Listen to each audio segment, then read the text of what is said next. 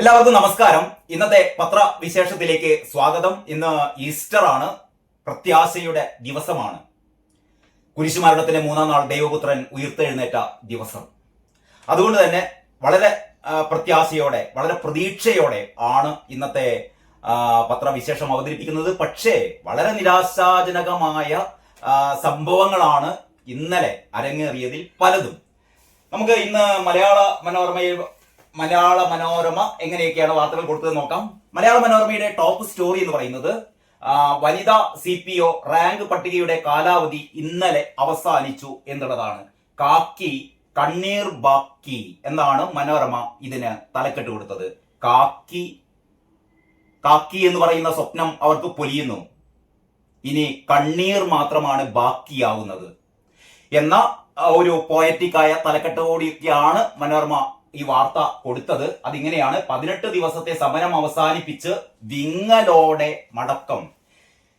ഈ ഒരു വിങ്ങലുമില്ലാത്ത, അതായത് സ്ത്രീകളുടെ ശാപം, സ്ത്രീ ശാപം പിണറായി വിജയൻ സർക്കാർ തലയിലേറ്റി അവസാനം അത് 2026 പൊട്ടിത്തെറിക്കാൻ പാകത്തിലാണ് ഇത് പെരുകിക്കൊണ്ടിരിക്കുന്നത്. നമുക്കറിയാലോ, ആശാ വർക്കർമാരുടെ സമരം ഇന്ന് 70ാമത്തെ ദിവസമാണ്.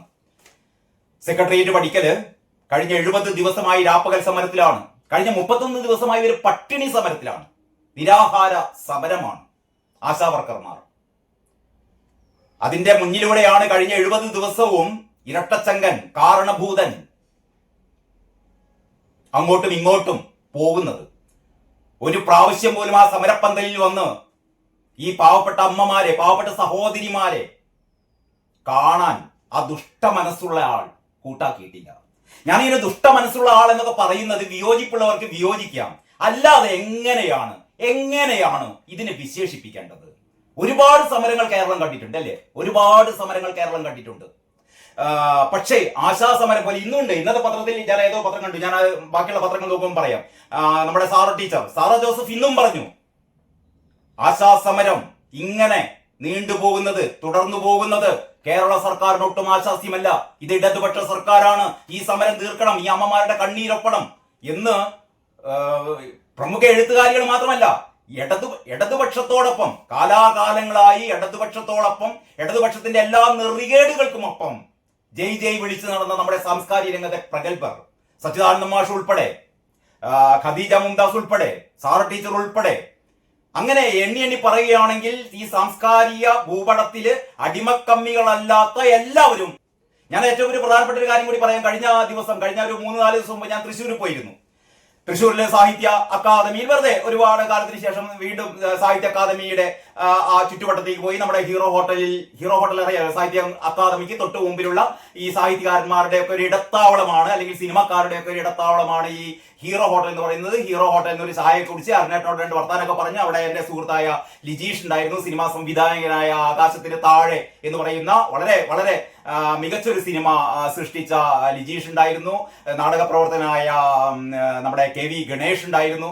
അങ്ങനെ ആ സാംസ്കാരിക ഭൂമിക, അല്ലെങ്കിൽ തൃശ്ശൂരിന്റെ സാംസ്കാരിക ഭൂമികയെ ചലിപ്പിക്കുന്ന ഒരുപാട് പേരുണ്ടായിരുന്നു. പക്ഷേ ഇവരോടൊക്കെ സംസാരിക്കുമ്പോൾ ഈ ആശാ വർക്കർമാരുടെ സമരത്തിൽ, പ്രത്യേകിച്ചും സാഹിത്യ അക്കാദമിയിൽ ഏറ്റവും പ്രധാനപ്പെട്ട പ്രത്യേകത എന്ന് പറയുന്നത് അവിടെയുള്ള 99 അല്ല 100% ആൾക്കാരും ഇടതുപക്ഷത്തോട് ചേർന്ന് നിൽക്കുന്ന അതിതീവ്ര ഇടതുപക്ഷക്കാരൊക്കെയാണ് മുഴുവനുള്ളത്. അല്ലാതെ അവിടെ BJPക്കാരോ RSSകാരോ അല്ലെങ്കിൽ കോൺഗ്രസ്സുകാരോ ഒന്നും സാധാരണ രീതിയിൽ ഞാൻ ഇതേവരെ ഈ നമ്മുടെ സാഹിത്യ അക്കാദമി പരിസരത്തൊന്നും കണ്ടിട്ടില്ല. എല്ലാവരും ഇടതുപക്ഷ മനസ്സുള്ളവരാണ്. അതേസമയം അടിമക്കമ്മികൾ വളരെ കുറവാണ് കേട്ടോ. ചില അടിമക്കമ്മികൾ ഉണ്ടല്ലോ, പിണറായി വിജയൻ എന്ത് തോന്നിയാസം ചെയ്താലും, റിയാസ് എന്ത് തോന്നിയാസം ചെയ്താലും, വീണ വിജയൻ എന്ത് തോന്നിയാസം ചെയ്താലും ഇതിനൊക്കെ ജയ് വിളിക്കുന്ന അടിമക്കമ്മികൾ അവിടെ കാണില്ല. ഞാൻ പറയാൻ കാരണം, ഈ സാഹിത്യ അക്കാദമിയിലെ സുഹൃത്തുക്കളെ സംസാരിക്കുമ്പോൾ ഒരാൾ പോലും ആശാ സമരത്തിന് നേരെ പിണറായി വിജയൻ കൈക്കൊണ്ട നിലപാട് ശരിയാണെന്ന് പറഞ്ഞിട്ടില്ല. അവർക്ക് പറയാൻ ഭയങ്കര പ്രയാസമുണ്ട്. കാരണം ഇടതുപക്ഷ സർക്കാർ ഇങ്ങനെയല്ലല്ലോ ഇടതുപക്ഷ സർക്കാർ പ്രവർത്തിക്കേണ്ടത്. അങ്ങനെ പക്ഷെ പലർക്കും ഇത് തുറന്നു പറയാൻ ഒരു പേടിയോ ചമ്മലോ എങ്ങനെയാണ് പറയുക? കാരണം കാലാകാലങ്ങൾ ഇടതുപക്ഷത്തിന്റെ കൂടെ നിന്ന ആൾക്കാരാണ്. അവർക്ക് പിണറായി സർക്കാർ ഇങ്ങനെ നെറികേട് കാണിക്കുമ്പോൾ സൗഹൃദ സംഭാഷണങ്ങളൊക്കെ ഇങ്ങനെ പറയാമെങ്കിലും അവർക്കൊരു പൊതുവേദിയിൽ നിന്ന് പറയാൻ ഇവർക്ക് ഒരു ധൈര്യം പോലെ, അല്ലെങ്കിൽ ഇവർക്ക് അതിന് ഒരു മനസ്സ് അനുവദിക്കുന്നില്ല. അല്ലെങ്കിൽ ധൈര്യമില്ലാത്ത പ്രശ്നമാണോ അല്ലെങ്കിൽ മനസ്സനുവദിക്കാത്തതാണെന്ന് അറിയില്ല. എന്തായാലും അവർ പ്രതികരിക്കുന്നില്ല. പക്ഷെ പ്രതികരിച്ചു. ജയപ്രകാശ് ഒളരി എന്ന് പറയുന്ന ജയപ്രകാശ് ഒളരി, ഞങ്ങളൊക്കെ വളരെ സ്നേഹപൂർവ്വം JP എന്ന് വിളിക്കുന്ന, അല്ലെങ്കിൽ തൃശ്ശൂരിന്റെ സാംസ്കാരിക ഭൂപടത്തിൽ നിറഞ്ഞു നിൽക്കുന്ന എഴുത്തുകാരനായ കവിയായ ജയപ്രകാശ് ഒളരിയോട് ഞാൻ പറഞ്ഞു എന്താ ആശാ സമരത്തെ കുറിച്ച്. അപ്പോൾ എന്നോട് പറഞ്ഞു നമുക്കൊരു വീഡിയോ ചെയ്യണം, എനിക്ക് പറയണം, എനിക്ക് പ്രതികരിക്കണം എന്ന് ജയപ്രകാശ് ഒളരി പറഞ്ഞു. ജയപ്രകാശ് ഒളരി നമ്മളോട് സംസാരിച്ച ആ വീഡിയോ ഞാൻ ഇതിന്റെ കൂടെ ഞാൻ പോസ്റ്റ് ചെയ്യുന്നുണ്ട്. കാരണം ഇത് തൃശ്ശൂരിന്റെ മനസ്സാണ്. തൃശ്ശൂർ എന്ന് പറയുന്ന സാംസ്കാരിക തലസ്ഥാനം, അല്ലെ, കേരളത്തിന്റെ സാംസ്കാരിക തലസ്ഥാനം എന്നൊക്കെ പറയപ്പെടുന്ന തൃശ്ശൂരിന്റെ ഏറ്റവും അതിന്റെ ഫോക്കൽ പോയിന്റ് എന്ന് പറയുന്നത് സാഹിത്യ അക്കാദമി പരിസരമാണ്. ആ സാഹിത്യ അക്കാദമി പരിസരത്തെ എല്ലാ സാഹിത്യകാരന്മാരുടെയും ഒരു പ്രതീകം എന്നുള്ള നിലയിലാണ് വളരെ ധീരനായി നമ്മുടെ ജയപ്രകാശ് ഒളരി പറയുന്നത്. ഇത് നെറികേടാണ്, പിണറായി വിജയൻ സർക്കാരിന്റെ ഏറ്റവും വലിയ നെറികേടാണ് ഈ ആശാസമരം ഇങ്ങനെ നീട്ടിക്കൊണ്ടുപോകുന്നത്. ഇത് പരിഹാരം കാണേണ്ടത്, അല്ലെങ്കിൽ ഇവർ ആവശ്യപ്പെട്ട വേതനം കൂട്ടിക്കൊടുക്കേണ്ടത് പിണറായി സർക്കാരിന്റെ ഉത്തരവാദിത്തമാണ് എന്ന് ജയപ്രകാശ് ഒളരി പറയുന്നു. ജയപ്രകാശ് ഒളരിയുടെ ആ സംഭാഷണങ്ങൾ നിങ്ങൾക്ക് തുടർന്ന് കേൾക്കാം.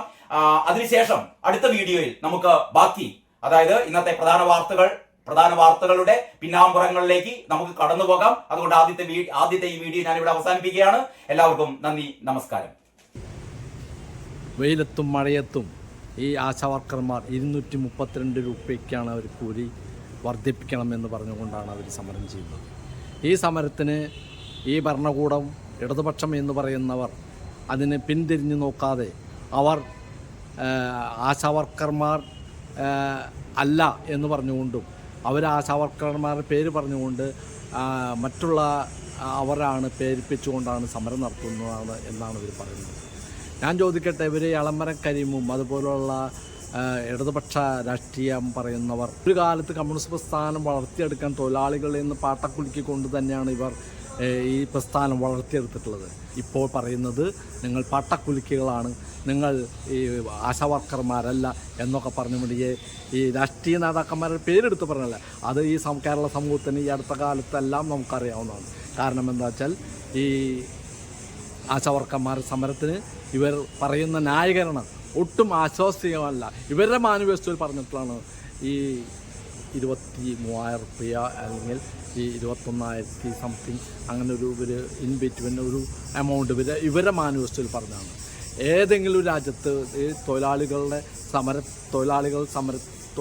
സമരത്തിന് ഐക്യദാർഢ്യം പ്രഖ്യാപിച്ചുകൊണ്ട് എല്ലാ കാലത്തും നിന്നിട്ടുള്ള ഇടതുപക്ഷ പ്രസ്ഥാനം അവരാണ് പറയുന്നത് ഈ ചെറിയ ഒരു ഈർക്കിളി പാർട്ടി എന്നൊക്കെ പറഞ്ഞു. വലിയ പാർട്ടികൾ, ഇടതുപക്ഷ പാർട്ടികൾ സമരത്തിൽ വരാത്തപ്പോൾ അവിടെ ചെറുകിട പാർട്ടികളായിട്ടുള്ള ഇടതുപക്ഷ പ്രസ്ഥാനത്തിൻ്റെ ആളുകൾ അവിടെ സമരം ഏറ്റെടുക്കും. അത് സ്വാഭാവികമാണ്.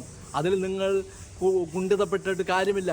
നന്ദിഗ്രാമും അതുപോലുള്ള ബംഗാളിൽ 35 വർഷം ഭരിച്ചിട്ടുള്ള ബംഗാളിൽ നിങ്ങൾക്കൊരു പാഠമാകേണ്ടതാണ്. നിങ്ങൾ നാഴിക്ക് 40 പ്രാവശ്യം പറയും ബംഗാളിലെ പാഠം ഉൾക്കൊണ്ടുകൊണ്ട് കേരളത്തിൽ ഞങ്ങൾ ഈ പ്രസ്ഥാനത്തിന് ജനകീയ മുഖം നൽകും എന്നൊക്കെ പറയുമ്പോൾ നിങ്ങൾ എവിടെയാണ് നിൽക്കുന്നത്? അതാണ് പറയുന്നത്.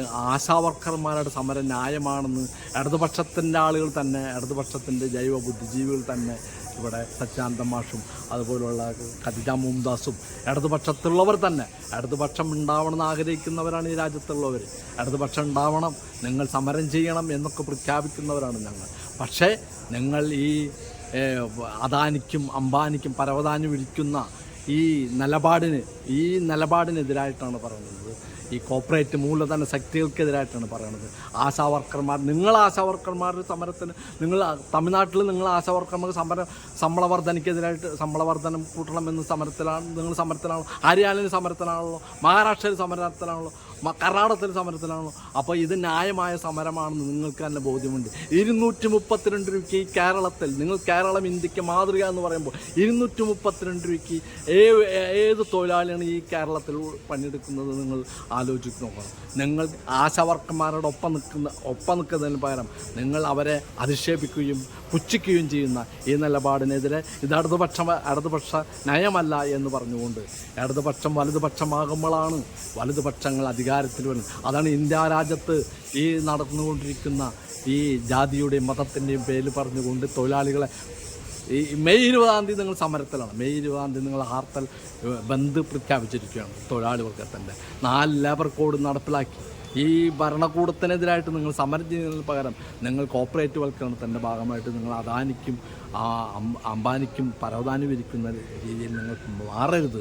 അതാണ് 50,000 മത്സ്യത്തൊഴിലാളികളാണ്. നിങ്ങൾ വികസനം പറയുമ്പോൾ വിഴിഞ്ഞത്ത് 50,000 മത്സ്യത്തൊഴിലാളികളാണ് തെരുവിലിറങ്ങി കിടപ്പാടമില്ലാതെ കിടക്കുന്നത്. വികസനം മനുഷ്യ വികസനമാണ്, മാനവ വികസനമാകണം എന്ന് പറഞ്ഞുകൊണ്ട് ഈ സമരത്തിന് ഐക്യദാർഢ്യം പ്രഖ്യാപിച്ചുകൊണ്ട് ഞാൻ നിർത്തുന്നു. അഭിവാദ്യം.